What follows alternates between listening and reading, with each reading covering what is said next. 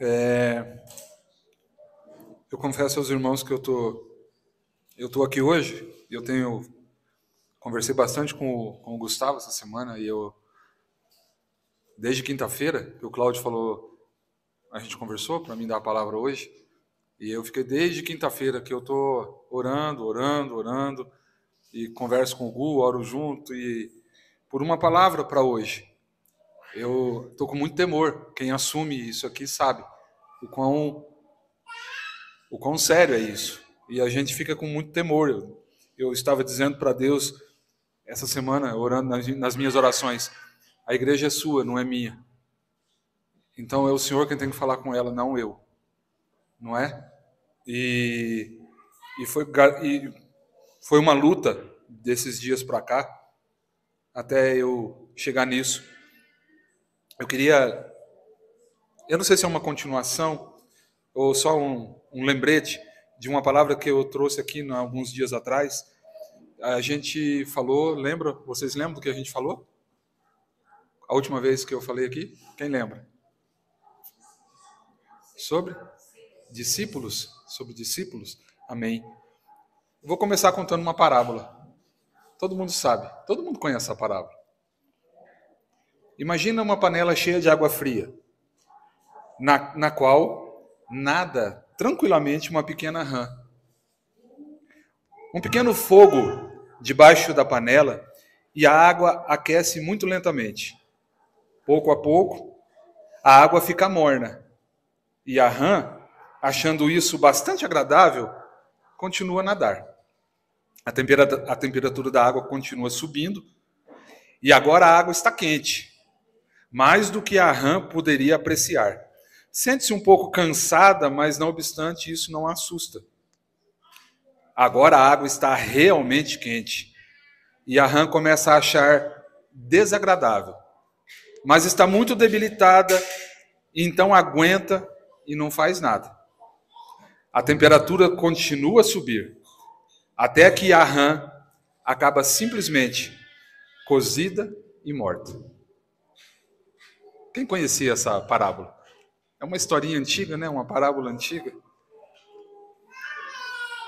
Mas foi a melhor parábola que eu consegui encontrar. A melhor parábola que eu consegui encontrar para exemplificar o que eu queria dizer para os irmãos aqui hoje. A gente falou no curso aqui sobre as mudanças, né? Quem se lembra 20, 30 anos atrás, como eram as coisas, como eram as famílias, como era a igreja? E eu não consigo mensurar, e não é minha intenção aqui, se nós estamos melhores ou piores, mas eu queria compartilhar um pensamento com vocês hoje. O nosso inimigo é muito sutil. O nosso inimigo nunca vai chegar de chifre, de olhos vermelhos para nós. Ele é muito sutil, ele é muito sagaz. E ele sabe como fazer. Então, a sutileza dessas mudanças, elas não causam, na maioria das vezes, em nós qualquer reação, qualquer oposição ou qualquer revolta. Aquilo que a gente se escandalizava há 20, há 30 anos atrás, agora a gente já não se incomoda tanto. É ou não? Os mais velhos aqui. É ou não, dona Ruth? Sim? Eu estou dizendo isso porque a gente vive num mundo pós-moderno, num mundo onde todas as coisas conspiram contra a igreja. E eu não estou falando aqui que a igreja é vítima de alguma coisa. Tudo está escrito aqui, né? Tudo está aqui. Tudo já foi profetizado. Mas as portas do inferno não prevalecerão contra a igreja. Essa é a promessa que está aqui. Amém? Porque a igreja não é daqui. Mas não obstante, a igreja está aqui. Nós estamos no mundo, não somos dele, mas estamos aqui. E por estarmos aqui, nós somos suscetíveis a tudo que acontece aqui, não é? Nós ficamos enfermos, nós sofremos AVCs, nós passamos dificuldades na família, nós passamos dificuldades financeiras, nós ficamos desempregados, nós passamos por tantas coisas. E a gente ora e diz, Senhor, por quê? Nós somos a igreja, nós somos o teu povo, por quê? Por quê? E essa é a grande pergunta que fica. Por quê? Mas nós passamos por esse mundo e estamos suscetíveis a tudo que acontece nele. Nós sofremos, sim. Mas a minha meditação e o meu pensamento nesses dias tem sido que nós estamos sendo bombardeados, não essa congregação especificamente, mas a igreja, ela tem sido bombardeada, exposta, muitas vezes, a um falso evangelho. A um evangelho que não é esse evangelho. Baseado num evangelho que é centralizado no homem. Um evangelho cujo centro é o homem. Ele não é cristocêntrico. Ele é muito egocêntrico. E a gente ouve, a gente escuta e a gente vê tantas coisas sendo faladas por aí, tantas teologias sendo inventadas, tantas doutrinas, tantos pensamentos sendo inventados, onde todas as coisas apontam para o homem e não para ele. Um evangelho de prosperidade, onde se você não é próspero, certamente está em pecado. Tem alguma coisa errada, não é? A gente ouve isso. Um evangelho que não aceita que Jesus disse assim, os pobres vocês vão sempre ter entre vocês. E a igreja dividia aquilo que ela tinha, porque nela existiam pobres. Não é? É um evangelho que eu sempre ganho. Eu preciso sempre ganhar. E se eu não ganho, é porque tem alguma coisa errada. Porque Deus não está sendo muito bom comigo. Onde não existe mais pecado. Agora existe problema. A gente mudou o nome. Não existe mais pecado. Agora eu tenho um problema. Não é? Eu escrevi algumas coisas aqui, onde coachings, é assim que pronuncia, tomaram os lugares dos profetas. Onde eles dizem para onde a gente precisa ir, o que você deve fazer. Onde os terapeutas tomaram os lugares dos pastores. Onde os cultos shows tomaram o lugar da verdadeira e sincera adoração. Então, nós somos como a rãzinha, que está sendo cozida sem perceber. E a gente vai deixando a água esquentar, esquentar, esquentar, até que a gente não tem mais força para reagir. E a gente aceita a situação como ela é. Amém? Desculpa, irmãos, estar trazendo esse retrato para vocês, mas isso tem me incomodado muito nesses dias. A gente às vezes não consegue reagir. O problema é que, em ambos os casos, da rã e daqueles que estão assim, é que a consequência é a morte. Porque o salário do pecado é a morte. Mas o dom gratuito de Deus é a vida eterna. A palavra de Deus nos lembra disso. Tem um texto que eu amo muito e que a gente lê aqui toda a ceia, quase. Quando Paulo escreve aos Coríntios, no capítulo 11, ele fala sobre a ceia. A palavra de Deus nos lembra assim, pois quem come e bebe sem discernir o corpo, come e bebe juízo para si mesmo. E ela continua assim, eis a razão, porque há entre vós muitos fracos e doentes, e não poucos os que dormem. Amém? Porque nós precisamos discernir o corpo. A gente precisa discernir o corpo. Alguns dias atrás eu falei sobre discípulo. E eu falei um pouquinho do que é essa pessoa, do que é o discípulo para a igreja.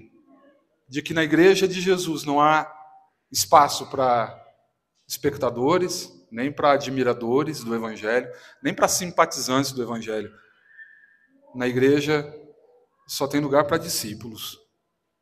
aqueles que verdadeiramente amam o Senhor, aqueles que não vão embora quando todos vão embora. Lembra de Pedro, né? Que eu falei naquela vez? Jesus deu um discurso muito duro e muitos foram embora. E Pedro olhou para os seus discípulos e disse assim: e vocês, não querem ir também? E Pedro disse assim: Senhor, para quem nós iremos? Para quem nós iremos? Só tu tens as palavras de vida eterna. Amém? No mundo onde a igreja tem se desviado, tem estudado modelos, nós temos um modelo aqui. Nós temos um modelo aqui. Nós temos tudo aqui. Eu falei de um projeto. Aqui está o projeto. Mas é tão bom quando as pessoas, o nosso ego é, muitas vezes, louvado, quando a gente aparece, isso é tão bom, né? Mas, para o discípulo, a palavra é assim: se você quiser vir após mim, negue-se a si mesmo. Tome a sua cruz e me siga. E o negar-se a si mesmo e tomar a cruz é negar a própria vontade. É dizer: eu queria tanto fazer aquilo, eu queria tanto fazer isso, mas eu submeto ao Senhor tudo que eu quero fazer. E é Ele quem dirige a minha vida. O mundo está aí e a mensagem do mundo é: faça o que você quiser, ninguém manda em você. Esposa, o marido não manda em você, faça o que você quiser. Esposo, a esposa não manda em você, faça o que você quiser. Filhos, façam o que vocês quiserem. E se os seus pais ficarem bravos com vocês, isso é abuso.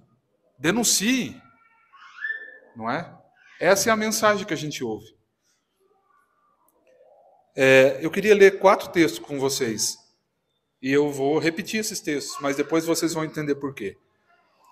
Se vocês quiserem abrir, Efésios 4, o 11 e o 12, um texto antigo que vocês vão saber de cor. Efésios 4, 11 e 12, diz assim: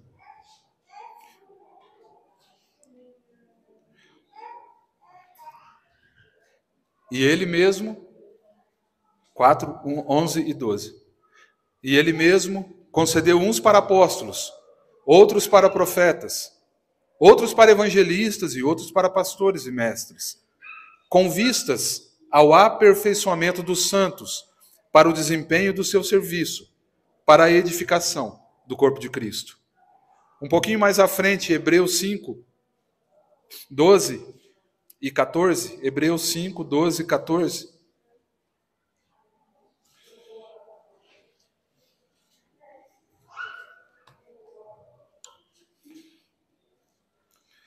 Porque devendo já ser mestres pelo tempo, ainda necessitais de que se vos torne a ensinar quais sejam os primeiros rudimentos das palavras de Deus. E vos haveis feito tais que necessitais de leite, e não de sólido mantimento. Porque qualquer que ainda se alimenta de leite não está experimentado na palavra da justiça, porque é menino. Mas o mantimento sólido é para os perfeitos, os quais, em razão do costume, têm os sentidos exercitados para discernir tanto o bem quanto o mal. E 2 Timóteo 2,2 diz assim: e o que de mim, entre muitas testemunhas, ouviste, confia-o a homens fiéis, que sejam idôneos para também ensinarem os outros. E por último, vocês já sabem de cor também, Mateus 28, 19. Ide, portanto, fazei discípulos de todas as nações, batizando-os em nome do Pai, do Filho e do Espírito Santo. Queria perguntar, quando uma pessoa chega na igreja, na congregação, um novo convertido chega, né? Qual que é o padrão de crescimento, qual que é o padrão de ensino, de amadurecimento dessa pessoa que chega à igreja? Como é que a gente mede isso? Como é que é medido na igreja isso? Quando a pessoa se converte, ela começa né? Na sua caminhada de fé. Como a gente mede isso? Geralmente. Estou dizendo aqui, mas na igreja de modo geral. Eu vou dizer para vocês que mais ou menos é assim. Se ela frequenta os cultos, praticamente todos os cultos, se ela está firme participando de tudo, se ela participa nas atividades da igreja, se ela se envolve nas atividades da igreja, é isso? E se ela estiver assim, é um bom crente. Como é que se mede isso? Ah, aquele irmão está participando. Nossa, ele não falta um culto. Ele vem no culto de oração, ele vem na escola bíblica, ele vem no domingo à noite, ele vem no sábado. Que bênção! Será que é assim que a gente mede? Eu tenho notado, essa semana eu encontrei uma senhora, eu estava conversando com ela, de um modo geral, as pessoas começam a frequentar a igreja e a participar, a fazer cursos, a se envolver com a igreja, e não há problema nenhum nisso, porque o nosso chamado é para trabalhar, né? Não é para ficar em casa sentado de perna para o ar, é para trabalhar mesmo. Então, não tem nenhum problema nisso. E precisamos participar, precisamos estar congregando, precisamos estar envolvidos naquilo que a igreja faz, ou aonde a igreja está. Precisamos ajudar os irmãos nos seus ministérios, naquilo que a gente... vamos tomar exemplo, o curso da Isaíra e do Jair, né? Aquilo que Deus deu para eles. A gente precisa apoiar, a gente precisa divulgar, a gente precisa trazer novas pessoas, ainda que não sou eu, que não seja o Cláudio, a Regina, ou qualquer que seja, que deu o curso, o dom que Deus deu é a eles. A gente precisa estar investindo e ajudando-os no dom que Deus deu para eles, não é? E eu estava conversando essa semana com uma menina, com uma senhora, e ela estava muito, eu não sei se você já encontrou, acho que não tem pessoas assim aqui, mas eu acho que você já encontrou pessoas por aí que estão muito feridas com a igreja, né? Estão muito feridas, foram muito feridas por igreja. Eu conversei essa semana com uma senhora e ela trabalhou muito na igreja, muito, muito. Ela dedicou anos e anos e anos da sua vida na igreja. Até que chegou uma pessoa mais nova, com ideias novas, e aí tiraram ela e colocaram outra pessoa mais nova. E ela está lá, toda arrebentada, decepcionada, que foram os melhores anos da vida dela, ela, segundo falando para mim, os melhores anos da vida dela, ela dedicou à igreja, e agora ela está sozinha, ninguém liga para ela. Quantas pessoas a gente conhece que talvez esteja passando por isso?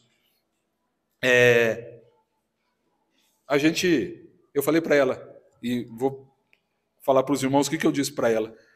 Tem 3 coisas aí que a senhora esqueceu. Primeiro, que quando a gente se envolve e entra num ativismo religioso, primeira coisa que a gente se esquece da gente e esquece da família.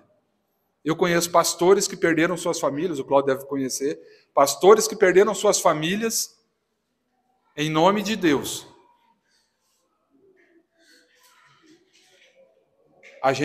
Há uma inversão de valores. A gente não consegue discernir o que é o corpo e por isso a gente não consegue entender a ordem de prioridades. Segunda coisa, a gente não consegue compreender o ciclo das coisas. Eu disse para ela, a senhora deveria se alegrar com quem veio, e é claro que o momento de transição é importante, mas nós estamos aqui, mas quantos abriram caminho para nós? Quantos homens de Deus você passou pela sua vida? Quantas mulheres de Deus, quantos irmãos e irmãs passaram pela sua vida? E que foram bênção na sua vida. E talvez você esteja aqui hoje por causa deles.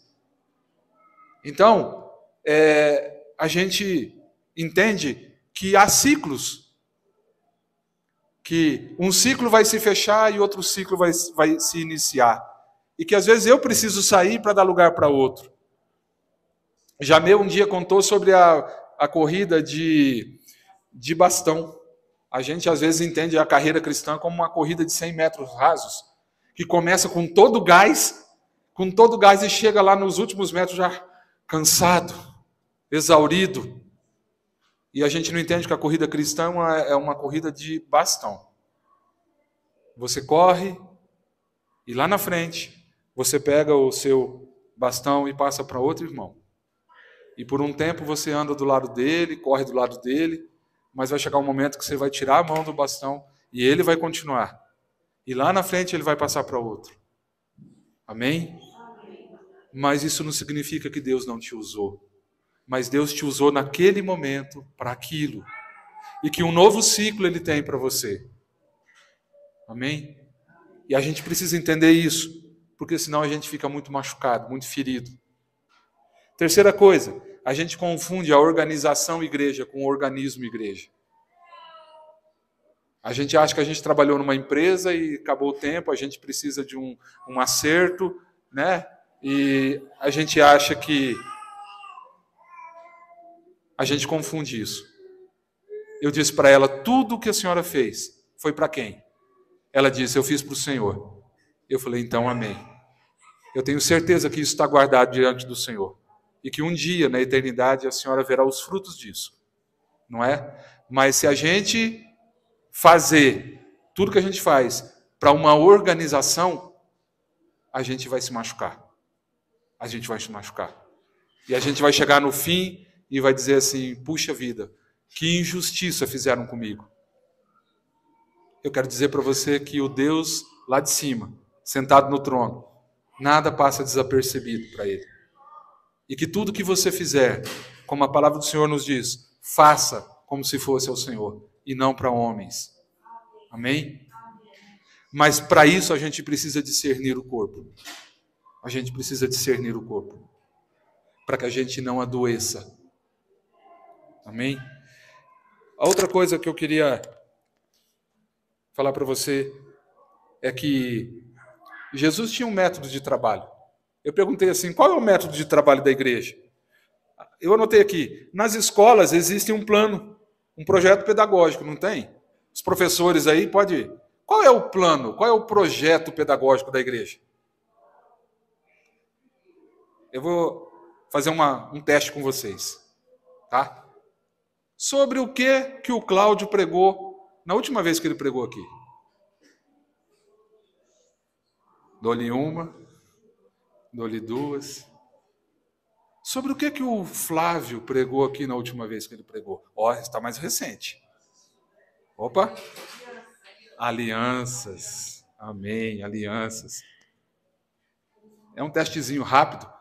Mas por quê? Porque basicamente a igreja hoje, o ensino dela, geralmente, ele é um ensino de púlpito, né?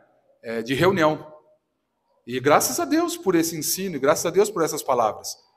Mas a gente muitas vezes faz isso aqui, e a gente não consegue pegar tudo aquilo que foi dito aqui, os princípios, não consegue absorver tudo aquilo e aplicar na nossa vida. Sabe qual foi o método de Jesus? Quando ele chegou aqui, o pai disse para ele assim, ó, chegou a hora.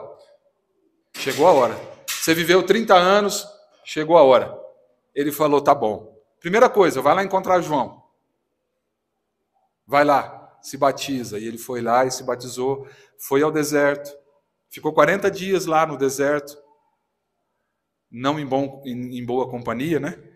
Quando ele volta, ele ora uma noite toda.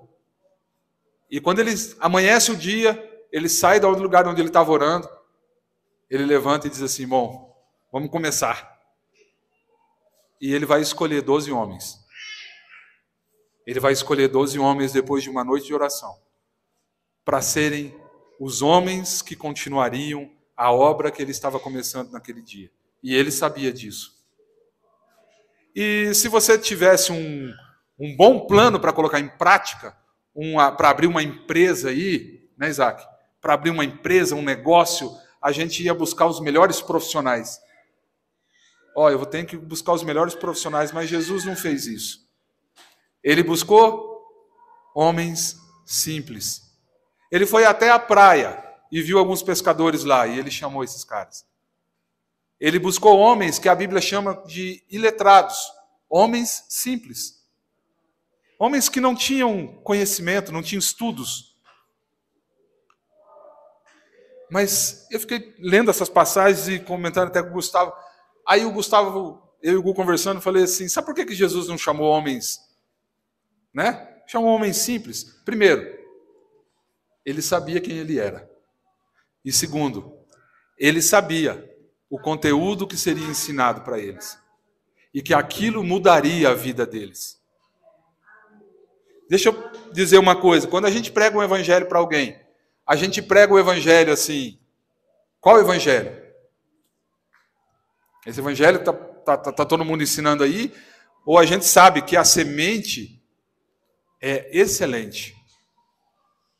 E que ao cair num solo bom, ela vai germinar, crescer e dar fruto. A gente precisa acreditar, nós precisamos confiar nisso aqui. E Jesus confiava. Por isso ele pegou um homem simples. Falou, vem aqui, vamos andar comigo. Vamos estar comigo. Qual foi o método que Jesus usou? Ele disse assim para os discípulos, ó, seguinte, então vamos lá, façam as suas inscrições aqui, e todo sábado, todo domingo tem culto na sinagoga. Vocês apareçam lá que vocês vão ouvir uma palavra. Ok? E no final do curso, depois de 3 anos, vocês vão receber um diploma e... né? Não. Jesus falou assim, vem cá. Vocês precisam deixar o que vocês estão fazendo aí. E venham me seguir. Aquele que não deixar pai, mãe e tudo, não pode ser meu discípulo. Vem, me segue. E aqueles homens passaram a andar com ele. Todos os dias. Era vem e vê. Aprenda na prática. Eu coloquei aqui 2 passagens só. O método que Jesus se baseava era quase 100% no ensino através da prática. Através do modelo, do exemplo. Olha só. Muitas vezes na igreja é assim. Quando o pregador acaba de pregar ou falar, né? Na saída, as pessoas dizem, olha, pastor, que sermão. Foi um ótimo sermão. E Jesus, sabe o que ele fazia? Ele pegou 70 discípulos, separou de 2 em 2 e falou, vão. Eu não vou ler o texto todo, que é Lucas 10, de 1 a 21. Eu queria ler, mas eu não vou ler, depois vocês lerem. E ele falou, ó, vão. Não levem alforje, não levem nada. Vão e fiquem numa casa, preguem o evangelho. E aí, quando eles voltaram, o que aconteceu? Quando aqueles discípulos voltaram, Senhor, o Senhor não acredita, mas até os demônios não se submetiam a nós.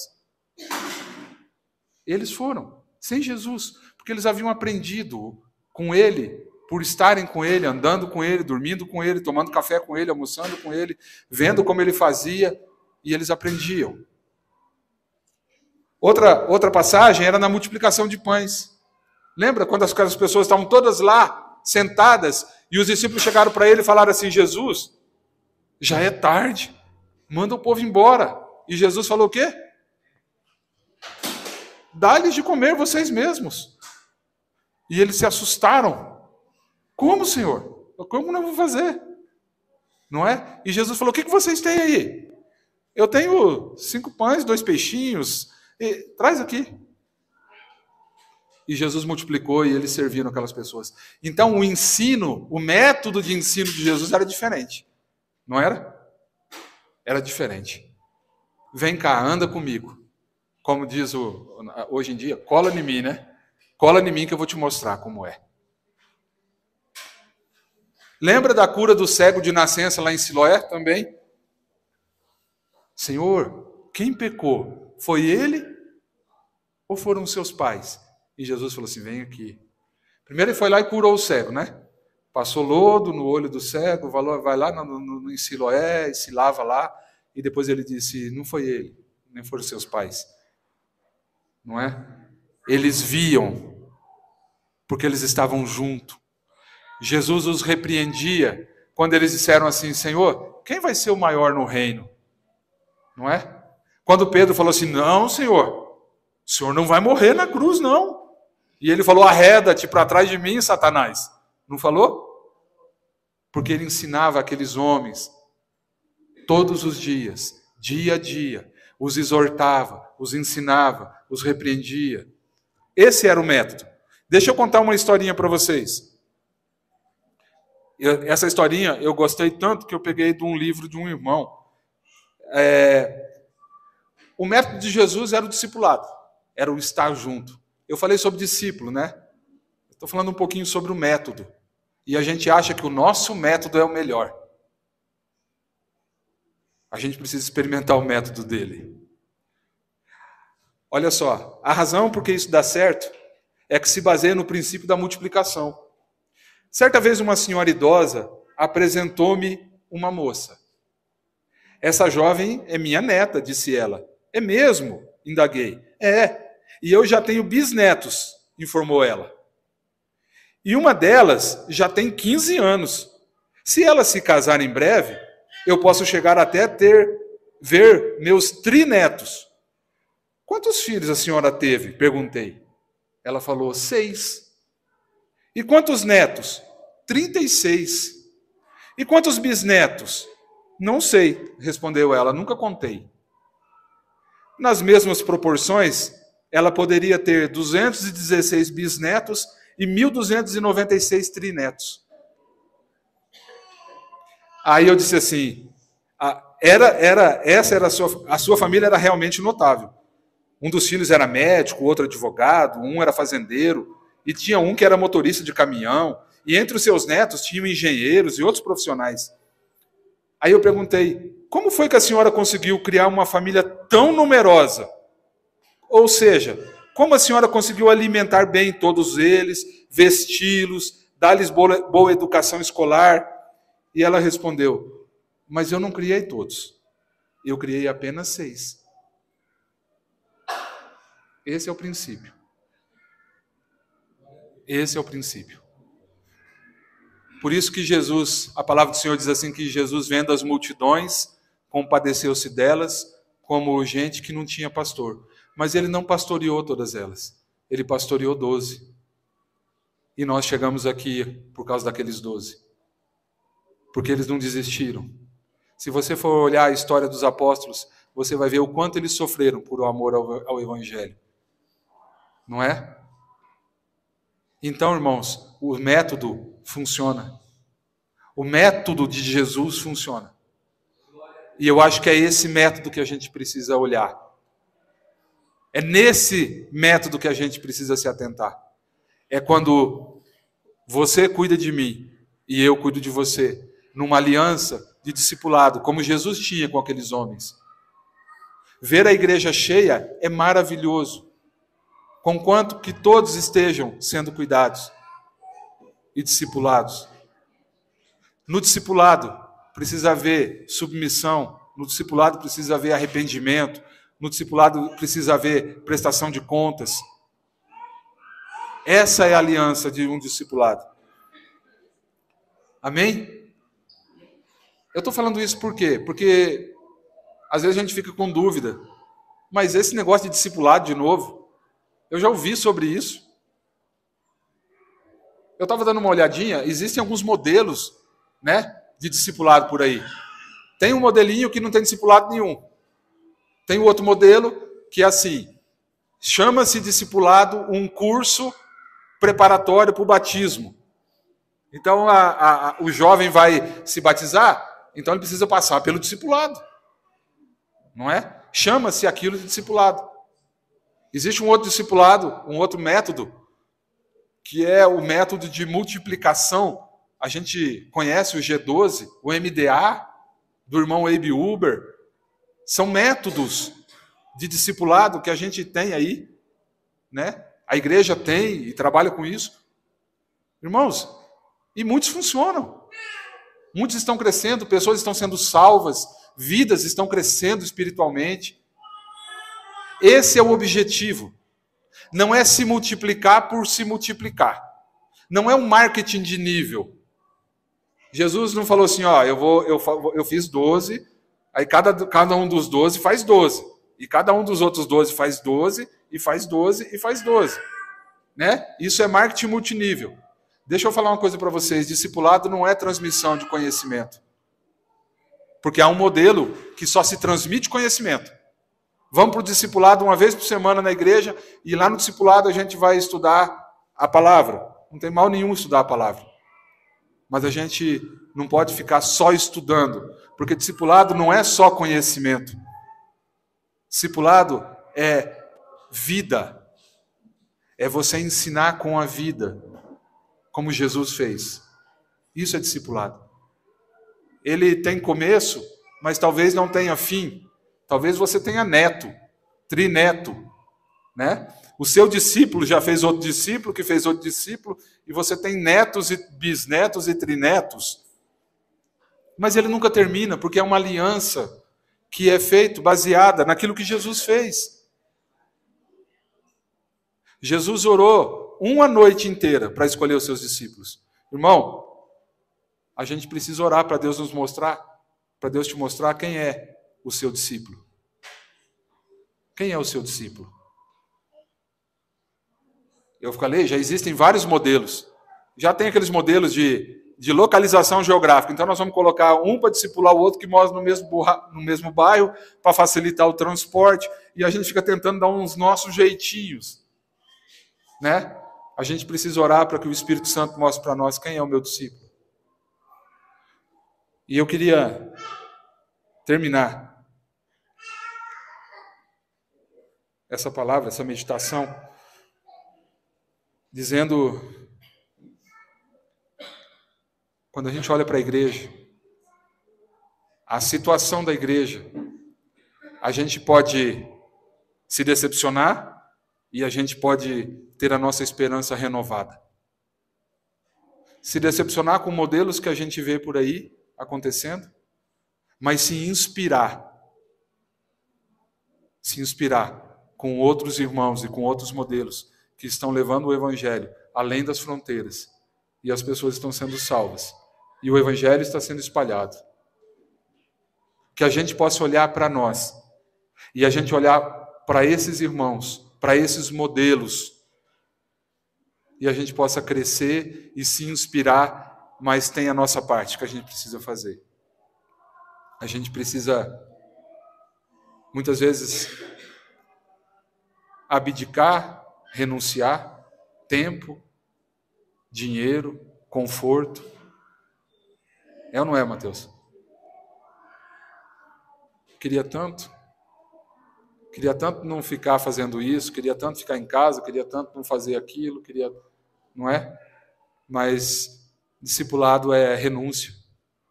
Porque todo aquele que não se negar a si mesmo não pode ser meu discípulo. Sabe por quê, irmãos? A gente pode dizer assim, a gente tem tudo, né? A gente tem tudo. A gente, graças a Deus, não tem necessidade de nada. Graças a Deus, ninguém está passando fome aqui, não é? É tão bom o conforto, é tão bom a gente ter as coisas. Mas a gente precisa se lembrar, irmãos, de que nós não somos daqui, não. Deus dá isso para nós por pura graça e misericórdia. Nós fomos chamados para um reino, para fazer alguma coisa. Amém? Que nada divida, que nada nos divida. Que a gente esteja só com um alvo. Paulo aos Filipenses, ele diz assim, eu era o cara, eu era o doutor. Eu falei com o Gu assim, Paulo devia ser meio bravo, né? O Gu estava a gente brincando com o Gu, ele devia ser meio bravo. Porque, veja bem, Estevão foi apedrejado, você imagina uma morte por apedrejamento, como é que deve ser? E sabe quem estava lá de braço cruzado olhando tudo? Paulo. Aliás, Saulo. Não é? Ele estava lá olhando. Quando os soldados retiravam as mulheres, as crianças de dentro das suas casas para matar, porque ele pegou carta com os sacerdotes pedindo autorização para fazer isso, quem estava lá comandando era ele, não era? Então Paulo devia ser esse cara, não é? Mas até um dia, dona Ruth, que ele trombou com Jesus. Até o dia que Jesus falou assim, para, chega, não é? E Jesus chamou ele, deixou ele cego 3 dias. Há quem diga que Jesus deixou o Paulo agora cego. Sabe por quê, Raquel? Isso que é para ele olhar para dentro dele mesmo. Porque até então ele só olhava para fora. Falou, Paulo, para, eu vou cegar você, você não vai ver mais nada. Agora olha para dentro de si. Quem é você? E mandou ele para a casa de um profeta e falou, cuida dele. porque eu vou usar esse homem. E ele estabelece toda a base neotestamentária para a igreja. E hoje nós estamos aqui falando de quase todos os textos aqui dele. Porque é um homem que negou tudo. Aos Filipenses ele falou assim: tudo que eu tenho e tudo que eu sou, eu considero como lixo. Sabe para quê? Para conhecer ele, para ser achado nele. Eu considero tudo como lixo. Aos Coríntios ele falou assim: bem que eu podia chegar aqui, irmãos, diante de vocês hoje, e falar com uma linguagem persuasiva, bonita, mas eu prefiro falar do evangelho da cruz. Foi esse o Paulo, quando Jesus encontrou ele. Ele entendeu o seu chamado. Que a gente entenda o nosso chamado. Irmãos, que esse evangelho barato, diluído, diabólico, que anda por aí, não toque a gente. Que a gente não vá atrás disso. Mas olha para cá. Olha para isso aqui, ó. Amém? Agora, ao olhar para cá, a gente precisa tomar uma posição. Porque não tem como olhar para cá e ficar quieto, e ficar sentado sem fazer nada. A gente precisa tomar uma posição ao olhar para esse evangelho. Amém? Eu queria só deixar isso com vocês essa noite. E a minha oração, e desde quinta-feira para cá eu orei bastante e disse: Senhor, tem misericórdia de mim. Tem misericórdia de mim. Irmãos, eu não sei o que vai vir para frente. Eu não sei. As pessoas falam assim: ah, se determinado partido ganhar, nós vamos ser perseguidos. Irmão, aqui está falando que nós vamos ser perseguidos. Prepare-se. Porque o mundo conspira contra a igreja. E é o mundo, irmãos. É o sistema maligno. Porque a Bíblia diz assim: o mundo jaz no maligno. Amém? Todo o sistema está nas mãos dele. O sistema financeiro, o sistema educacional, o sistema, as artes, a educação, está tudo na mão dele. Ou não? Quando o seu filho vai para a escola, o sistema está na mão dele. Por isso estão querendo botar um banheiro só. Por isso estão querendo mudar o nosso vocabulário. Porque o sistema é dele. O sistema é dele. Mas nós estamos aqui, irmãos, para se basear naquela palavra que eu acabei de falar. As portas do inferno não vão prevalecer contra a igreja. Amém? Não vão. Não vão, irmãos. Não vão prevalecer contra a igreja. Amém? Não vão. Haja o que houver, as portas do inferno não prevalecerão contra a igreja. Num determinado momento, o noivo chama a noiva e fala: vem, já deu, basta, vem para cá. E nós vamos para lá. Amém? Essa é a nossa esperança. Que Deus nos abençoe e tenha misericórdia de nós. Amém?